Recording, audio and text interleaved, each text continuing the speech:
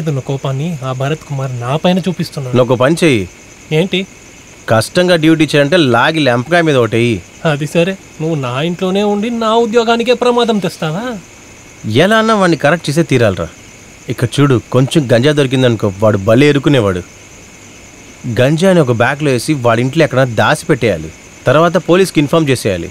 గంజా ఇంట్లో పెట్టుకున్నందుకు 5 సంవత్సరాలన భరత్కి జైలు శిక్ష ఖచ్చితంగా దొరికింది. అవును, తప్పకుండా దొరుకుతుంది.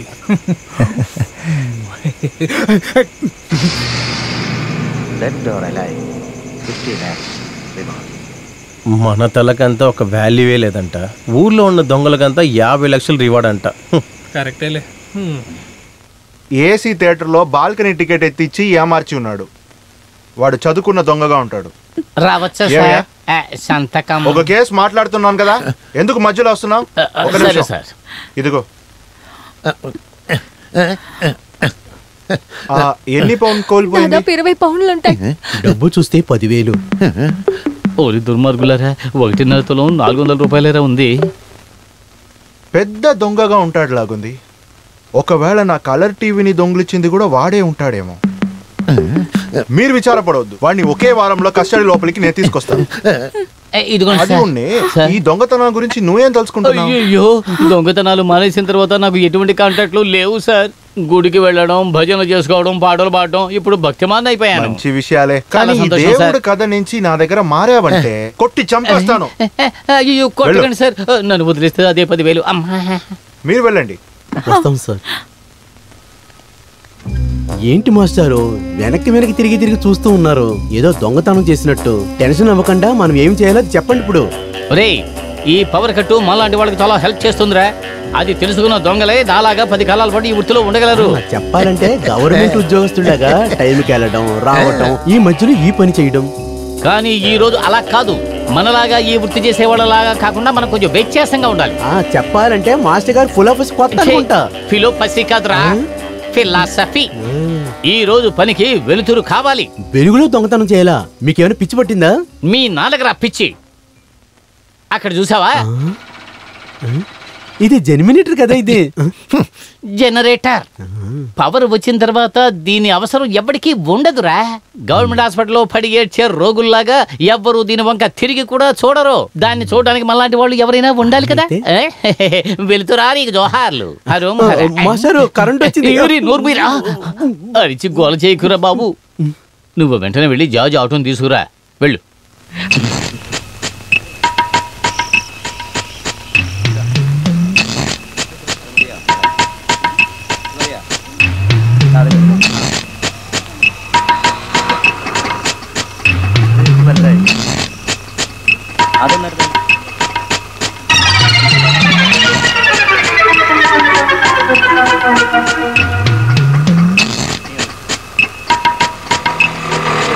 నా ప్రియమైన తోటి పౌరులారా, రేపు ఎల్బీ స్టేడియంలో జరగబోయే పెద్ద సమావేశంలో మన గౌరవనీయ నాయకుడైన MPPVC party all India president Bhimal Vasuki 25 లక్షలు ఆర్థిక సహాయం ఇవ్వబోతున్నారు.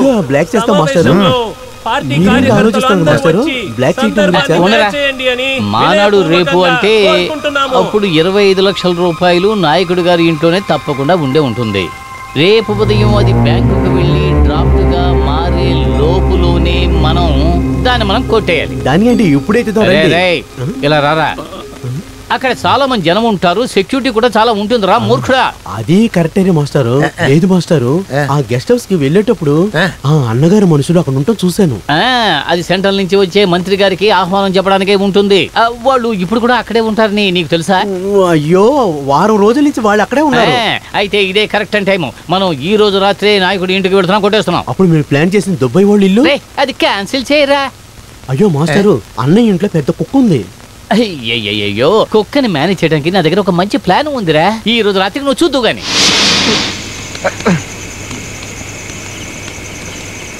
అల్వా? ఒరే, స్కూల్కు వెళ్లే పిల్లలు చాక్లెట్ కోసం నోరు తెరిచి అని చూసినట్టుగా నువ్వు చూడకో. ఇది ఎందుకని నువ్వు అడగబెట్టరా కదా? నాకు తెలుసు మాస్టారు, అన్నగారింట్లో దొంగతనం వెళ్ళేటప్పుడు మనకు ఆకలేస్తే అక్కడ భోజనం చేయటానికే కదా. నేను తెలుసుకున్నాను. అరే ముద్దు బెధవా, ఇది మామూలు హల్వా కాదు. ఇదిగో చూడు, ఇందులో పనసకాయ జిగురు ఉంది. లోపలికి వెళ్ళాక కుక్క మనల్ని కలవడానికి వచ్చినప్పుడు ఒక్కొక్కటి వేస్తాను. అప్పుడు కుక్క దీన్ని తింటున్నప్పుడు కింద దవడ పై దవడ రెండు అతుక్కుపోతాయి. అలా అతుక్కున్న తర్వాత ఆ కుక్క ఏం చేయగలదు చెప్పు? కానీ అంటుకుంటే కుక్క కరిచింది కూడా తెలియదు కదా. మాస్టర్ మీరు భలే తెలివైనరు మాస్టర్. నన్ను ఎక్కువగా పొగిడేకు, ముందు వచ్చిన మనం చూద్దాం పద. సరే రా.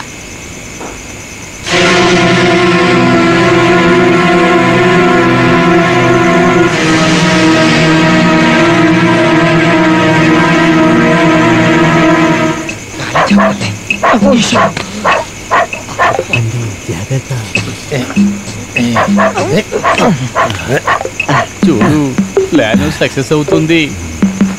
మంచి సమయం. బయలుదేరుస్తుంది. బల్లి అరవలేదురా, నేనే కుక్కను పిలిచాను. సన్నాసి మ్యూజిక్ వద్దురా.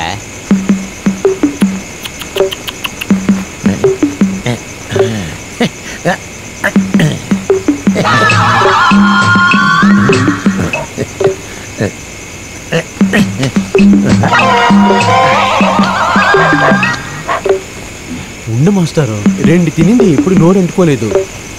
ఒకవేళ హల్వా మారిపోయిందా? నేనే తిని చూడనా? నోరు అంటుకుంటుందిరా. అదే చూస్తున్నాను కదా. నువ్వు చిరాకు తెప్పించుకో. సరే,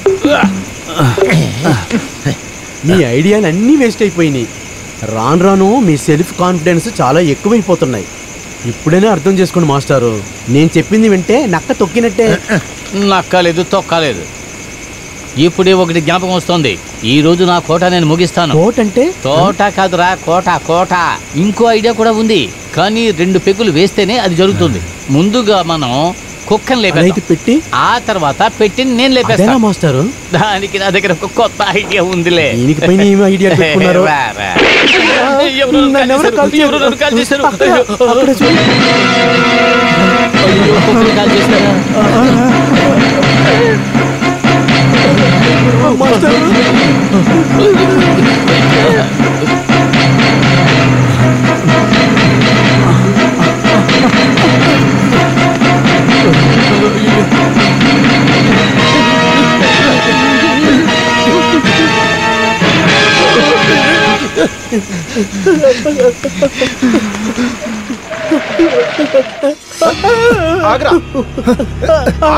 కదా ఎరా, నువ్వే నా దగ్గర వచ్చి దొరికావు కదా.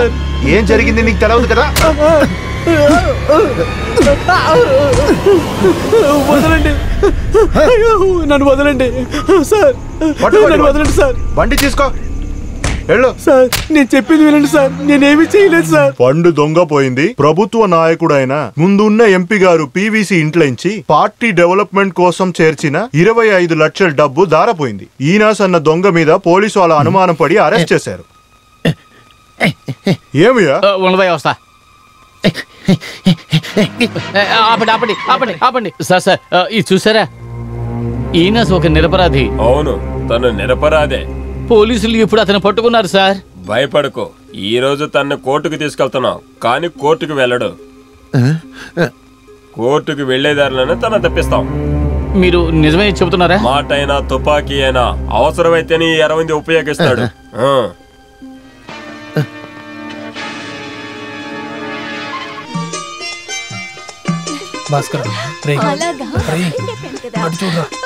చూసా అదెవరు? నీ మామయ్య కూతురు. పోరా, ఈసారన చేస్తున్నాడు. అన్ని నీతో చెప్పాలా? అలాగే జరుగుతుంది. కాలేజ్కి వెళ్తున్నారా? చూస్తే ఎలా అనిపిస్తుంది? చూస్తే కాలేజ్కి వెళ్తున్నట్టే అనిపిస్తుంది. నేను ఒక కేసు విషయంగా ఖైదీని కోర్టుకి తీసుకెళ్తున్నాను. తర్వాత నేను ఎస్ఏ ఎగ్జామ్ ని మళ్ళీ రాశాను. నేను అడగలేదే. అయినా కూడా చెప్పాల్సింది నా బాధ్యత కదా.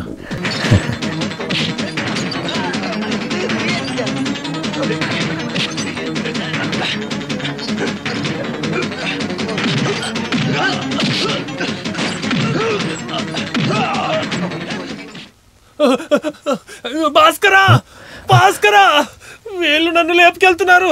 అయ్యో, వచ్చి కాపాడురా భాస్కరా.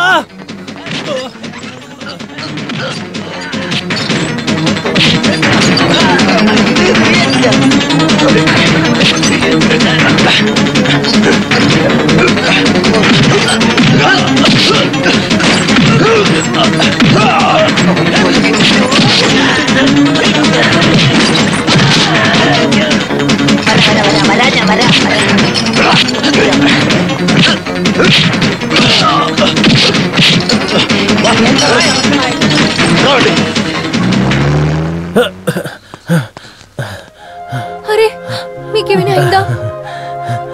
పోలీసుల జీవితం అంటే ఇంతే కదా, ఇవన్నీ మాకు సాధారణంగా జరుగుతూనే ఉంటాయి. ఇదంతా మేము డిపార్ట్మెంట్లో తెలుసుకుంటాంలే.